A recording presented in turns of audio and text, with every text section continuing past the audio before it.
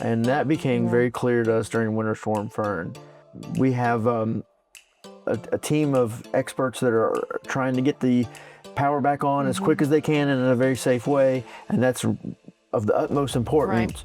But right alongside that is making sure that our members know what's going on so that they can plan. And that's really hard when we have these big outages that we can't say, oh, we estimate it's going to be this long or this long. This is unforeseen territory, and you all saw that firsthand. Hi, I'm Amy Byers, and I am here with Brandon Wagner, and I want to welcome you to Middle Tennessee Electric's Plugged In podcast, where we bring good energy to every conversation. So we've been on a hiatus for a while, Brandon, so it's good to be back in front of the camera and talking with our audiences again on this podcast. This is our fourth season, and we took a little break. We took a longer break than I thought we were going to take, actually. I was hoping we would be back at the first of the year, but we've had a lot of things happening, and obviously with the ice storm kind of delayed us even a little more. So, but we're here. We're back mid-April. And excited to be back together. One thing, the last time we were together, we talked about how we are going to change the podcast. Right. We're going to rebrand it, and we're not abandoning our electric vehicles, but we power more than cars. That's right. So we're talking more about Middle Tennessee as a whole and the communities we serve. Yeah, that's right.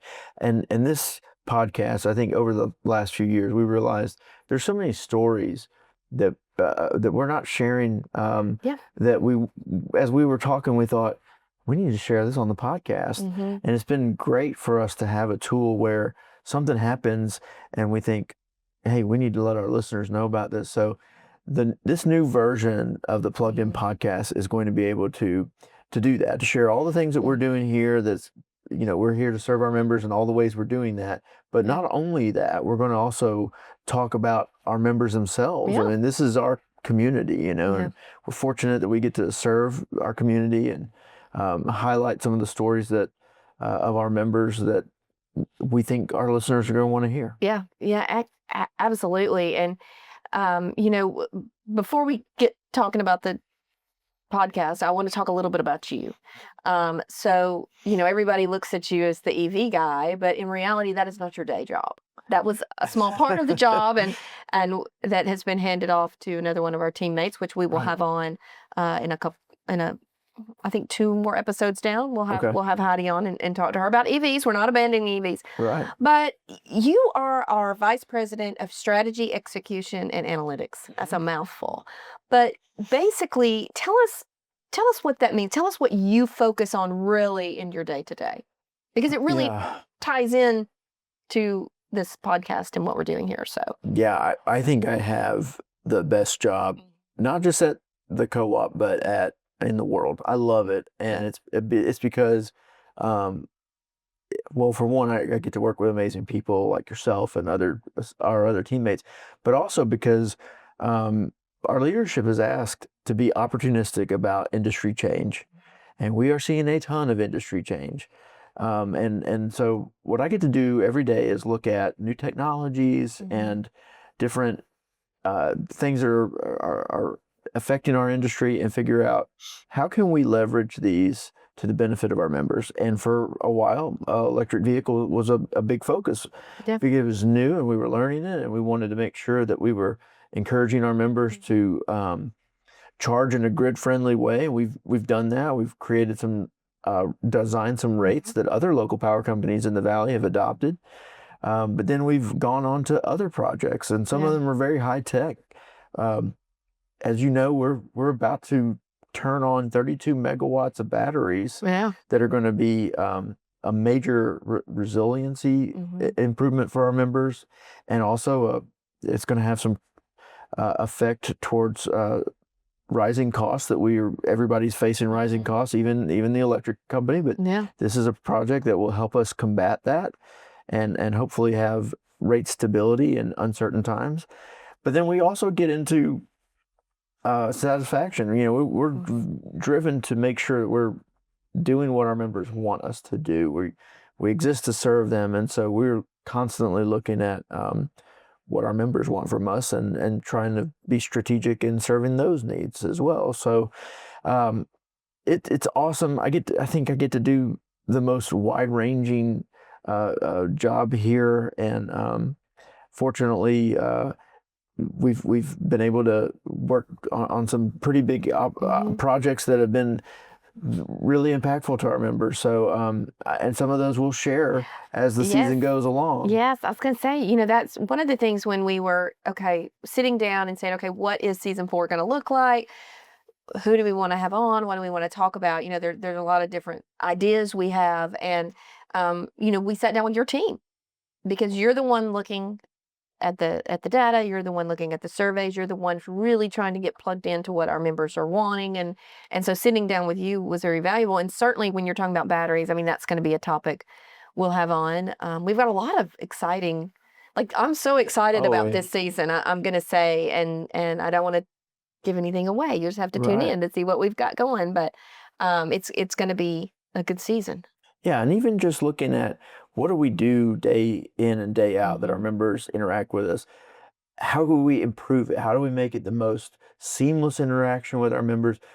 And we know that having to take time out of your day to engage with us sometimes is maybe not the most thing you're looking forward to the most, but we want to make it pleasant and easy and joyful, and we're working all the time to make it an improved experience. So now on the flip side, I know that what you do is really way more important than anything I just shared, and we've got a very strong dose of that with Winter Storm Fern.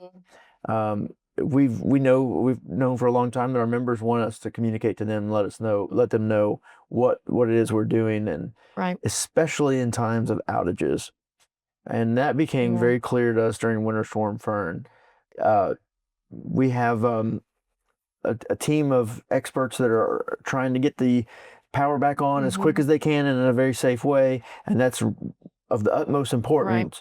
But right alongside that is making sure that our members know what's going on so that they can plan. And that's really hard when we have these big outages that we can't say, oh, we estimate it's going to be this long or this long. This is unforeseen territory, and you all saw that firsthand, but you guys did an amazing job of communicating to our members. Can you tell us a little bit about that? Yeah, I think, for the communications team, I think I was probably the only one, of dating myself, but I'm the only one that had been through a major, major ice storm before. I had worked, one of the first big storms I ever worked was the ice storm in '94. So, our team had never been, we've been through tornadoes, but ice storms are different. Ice storms are a whole nother problem. It's going to be days and days, and it's days and days in extreme dangerous temperatures for people to be home alone with no electricity and that type of thing. So it's a whole different mindset you've got to have going into this ice storm. And as we got together as a team, we were thinking of, we definitely got on a call session. We wanted to make sure we were monitoring the socials. We wanted to make sure that we were getting messages out. And Chris, our CEO, I mean, he had a very clear message for us. It was in the wee morning hours, Sunday. I think it was like 5 something. We get a message from Chris, and he's like, it's starting. We're starting to see outages. We need to have hourly messages. And so we took that and pretty much, I mean, there were times we weren't on the hour. We were waiting for information or something would have happened, and our members would call us out on it. We're like, "Where's our update?" We're like, "We're coming." But we really did try to stick to that hourly. But the fact that someone called us, that said, "Hey, where's our update?" That means they were watching, they were listening, and they were watching, and they wanted that information. And one thing that we had not, usually during an outage, you get tons of comments on post, and typically we will, in the past we've responded to kind of private messages where we can, but it's so overwhelming to respond. And usually it's just one person trying to manage all that, where it took the whole team to manage our social media during that storm. And one thing we did different is we tried so hard to respond or like every single comment on our post where we could. Now, we responded to almost 1,000 messages. That's not that's responded. That's not counting the likes. And we shut Facebook down 3 times. So if we didn't respond to you, that might have been during the period where Facebook shut us down. They limit you So because they think it's like a they spam felt we were or spamming something. people Yeah. because we were responding to so many messages. So that was like, what happened? But we made sure when that happened, the next hourly posts were like, listen, Facebook shut us down. So we can post, we can still post, but we can't comment for 3 days. So I'm sorry, So, and then once we could start doing it again, we would try to go back and comment on some. We just wanted to make sure that our members knew we were listening. And it was really important because there was a point, and I want to tell you, all those days bleed together. So I may be wrong about this, but I think it was Sunday where the website quit working. It was so overwhelmed. People going to the outage map, going to the website, trying, the phone system kind of locked up. Of course, our IT, and I think that's what people don't realize is the linemen are the heroes. I mean, they are. I'm not arguing that at all. But there are so many, all the teams back behind it. I think someone even said, you need to train everybody there to get out and work on the lines. And I'm like, everybody here's working.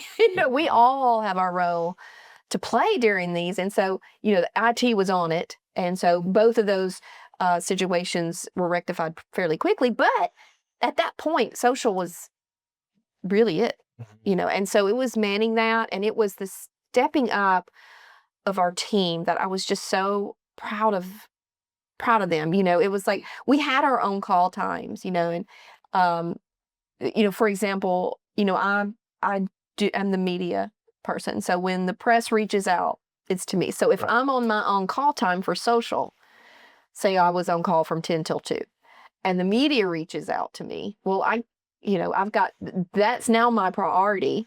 And so it was just the person that was on call before me, she jumped right in. It was like we never got off call. Yeah. I think we all were working, talk about the linemen working in shifts and working 16-hour days. And we were doing that as well because one person couldn't manage it. We all had to chip in, even if we were not on call, we were all answering those messages, and we learned a lot. And what we learned the most was how appreciative our members were. Yeah. The messages that we were getting, I mean, these are people that's been without power for 3 days. Right. They were not even complaining. They were like, so, and if someone did complain, boy, the members were like, they were defending us to where the person would pull their post. I mean, it was amazing to see. And I think, a lot of times people put stuff on social and they don't realize that how it affects real people, because these are real people. We were staffing that. It was the people in your community, your neighbors staffing that. And reading what was written was so encouraging. And I know for a fact that our linemen would go home at night, and you go to bed and you scroll. What they were scrolling was our Facebook page, and they were reading all those messages, and they were just like ready to get up the next morning and hit it and get it again. So, big thanks to our members, and definitely lessons learned to us is that it doesn't always have to be good news. We can tell you bad news, which we were telling them, hey, the lights aren't coming on. Go find shelter. We can tell you bad news as long as we're honest and we're transparent. I think that's all people want from us. Yeah. And you spoke to that part of the lineman that can get up in the morning even after they're tired and go, because it's part of who they are, and they want to serve, and it's a calling. But I think all of us at MTE felt that at some level. Communications felt it at a very high level because you spoke right into what's important to you. And I know you probably won't share this, but we've had several other utilities that have reached out saying, we want to know how you all did this. And so something that we've talked about in the past is we want to be leaders in our industry. Yeah. And part of that is because we want to make our members proud of us and lead the effort on a lot of things. So I appreciate you all doing that, because certainly it was recognized by the members, but also our peers in the Valley, and then even across the country. I think, one thing that I tried to do, and I know my teammates did as well, because honestly, we have an emergency crisis plan, communications plan. We have an emergency action plan for our team when ice storms hit. We have a plan and we practice the plan. But this was kind of an unprecedented territory. And even on ice storms, I said I work the first ice storm in 94, there was no social media in 94. You know, Right. so it really was a learning as you go. And it was that I think we all felt like, and this was when I answered a message, I answered it as, this is my parents calling me wanting to know what's going on. Hmm. And I want to answer it the way I would answer it for them. So I'm talking to somebody I know instead of trying to make it polished or not polished. I mean, we want to be polished, but I mean, you We know what do, I'm yeah, saying. but I yeah, want to communicate to you. You're our neighbor. You're our that's right. friend. This is how I would want it. Just tell me like it is. Yeah. Tell me what's going on. Let me prepare. And I think that's how we really went into it. And I do think we hit them. You know, it's hard. We are a humble organization, so we don't really want to pat ourselves on Yeah. the back. But I think that you know, what we did during that really stood out to our members, and we've set a bar that we now have to match. You know, I mean, that's something too, as we're going forward, is we've set a precedent for ourselves. Like we've never done it this way before. So when we have these storms and when we have, you know, tornadoes, you know, we get those a lot more than we get these ice storms. I mean, we've got to act in that same way and make sure that we're being transparent, being open, being honest, and communicating. Yeah. Well, and that's, Mhm.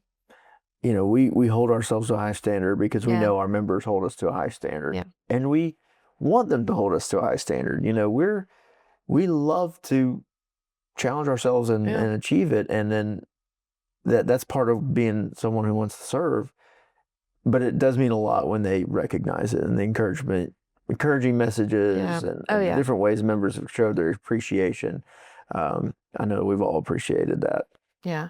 And, you know, as we were talking about being transparent, I'm going to pull it back to the podcast a little bit. Yes, yeah. Is, you know, we are looking at how can we communicate in all sorts of ways so that we're hitting all the members. Because Mhm. not everybody's on social media. Right. Not everybody even watches the news anymore. And people, you know, you don't necessarily have, you know, 2, 4, and 5 stations where you're watching the news. You're streaming things or you're getting your news somewhere else. You know, it's like how to hit all these people. So we are really trying to figure out, you know, how best to communicate our message. And really, we're hoping this podcast can really continue what we started with the transparency and the open communication. Hmm. Through the podcast, we're going to be able to get people can meet our team, meet the That's people right. behind the power, That's meet, right. you know, pull back the curtain. Let's talk about what's really going on here, and not only that, but in the ways the people we partner with, and a lot of things like that. Yeah, because ultimately we are a different organization than what most people deal with. Mm-hmm. We're a not-for-profit member-owned cooperative. That's right. Our That's right. those that are listening, they're not our customers; they're our members, and we work for them. And so we figured, you know, if we work for them, we better let them know what we're doing, Yeah. and then also we have ways for them to reach out to us to let us know what's important to them. So we're trying to be mindful of that, but we have ways for them to do that. But this year in the podcast, this season, we'll be covering, and I'm just gonna have to read this because I You can't read it. You memorize know, it. you go. But I know, Amy, you've done a lot of good work as far as figuring out what is it that we need to highlight. And so some of those topics are the people that power MTE, Mhm. our community partnerships that we have in place, the innovation and technology that we're working Those on, are the batteries you the talked about. batteries, Yeah. a lot of different really cool Mhm. projects, the people that we power, not just people that power the community, but also the people that we're powering and what they're doing Yeah. that's benefiting our community. Mm-hmm. The power of co-ops in general. Yeah. I think people know we're a co-op, but But do they know what that means? I That's the know I've question. worked here for almost 15 years, and it's still, you know, Yeah. the more I learn about it, the more I Yeah. appreciate it. Mm-hmm. Our programs and services, we're doing a lot, and we're trying to do more every year for our members. Outage restoration efforts that we're doing and the processes we go through on that. And of course, we're going to continue talking Yeah, we're about not leaving electric EVs. vehicles. They'll Yeah. always be a feature for us. Yeah. And, you know, those are just a few. But again, the point of this is to get information our members want. So if you want something specific, we want to hear from you. If you email communications@mte.com, I will make sure to check that. and we'll have a podcast on it at some point because That's right. we really do want this to be what the people want. And again, we've talked about we have a great lineup for this season. So we did get a little late start.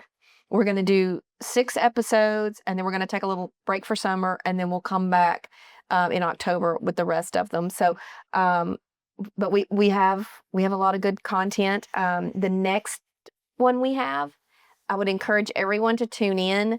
They'll drop as they did before every other Friday. And the next one we have will be Chris Jones. So we're going to start right in with the people that power MTE, and we're going to start at the top. So that's going to be a great interview because he you talked about being service oriented and that type of thing. And, those things start at the top and they trickle their way down. So he really leads the charge and sets the example for us. So we're going to talk to him. So I'm excited about that one. And then we've got some other stuff. We'll see where it goes, but we've got a lot of things in the wings. But before we stop, is there anything else that you wanted to bring up before we move? No, I'll be excited about next episode. Chris is the epitome of a servant leader, and I feel like we're very fortunate to learn from him. Yeah. I don't even feel like I work for him. I feel like he's always serving us. So appreciated the example he gives. And and what he did, I think, during the ice storm. I mean, he's very busy during all that. And every day, at the end of the day, like 5:00, we would get a video from him really talking one-on-one to our members. And I think that set a good tone for what we were doing. And you can tell he was feeling everything he said, Oh, yeah. It was good. But before we sign off, I do have one more question for you. I've asked you this before. I'm going to ask you again. And I know that all our EV Car Club members that are listening want to know the answer to this. What is the update on your Austin Healey Sprite that you are trying to make an EV vehicle? Yes. Well, we talk about holding each other accountable. Thank you for doing that in a very public way. You're welcome. No, my father-in-law and I the car's painted, everything is in. We've had some trouble securing some pieces down, but I was over there just the other day and he's got everything, and he told me, let's plan a week off before the kids get out of school. And he said that we'll have it done. So we're that close. Well, so does that mean that at the next supercharged cruise in Williamson County in the fall that we may have the debut? It should. Okay. I don't know if it can drive that far, so you're gonna have to haul it. I may have to put it on a trailer or something. But that's the goal, and I'm excited. It's like a British undergreen, like a little British spy car. So I'm really pumped about it. I've seen the shell. We did a podcast out there with it a few years ago. So, well, I'm excited to see that. And as we go forward with this podcast, you're not going to be with me every time, but you will be making appearances from time to time. I'm not letting you off the hook. Yeah. So you'll be joining us for several episodes. Oh, yeah. But yeah. For those that maybe not aware, I told Amy I want to sit in and just watch the recording too when I can't be on it. So I appreciate all that you've done to make this podcast a success. I will miss our time together, but of course Amy and I get to work together a lot in other ways. So well, it's been great. And again, I apologize for our long hiatus and the delay in getting started, but super excited about how we're starting and what we're doing. And I will tease this a little bit. We're actually getting a podcast studio. Yes. And I was very hopeful. We're in a conference room now, but I was very hopeful we would have it. But I just didn't want to wait anymore. I was like, we can't wait anymore. So we're going to have to do a few episodes in here. But I'm hoping in the next month or so, we're going to be in our studio. And that's going to be easier for us because we have to set up all the cameras and all the lights. And by we, I mean Jacob, our great videographer. Yes. But so I know he's super excited that we are going to be in the podcast studio. So hopefully I think maybe we'll probably do 2 more episodes in here, and then Okay. hopefully we'll be in the studio. But anyway, for more information, first of all, thanks everybody who listened today. And for more information about MTE, you can go to mte.com. If you have any questions about anything that was talked about today, or if you have a specific topic you want us to cover, be sure to email us at communications@mte.com. And until next time, plug in and keep bringing good energy.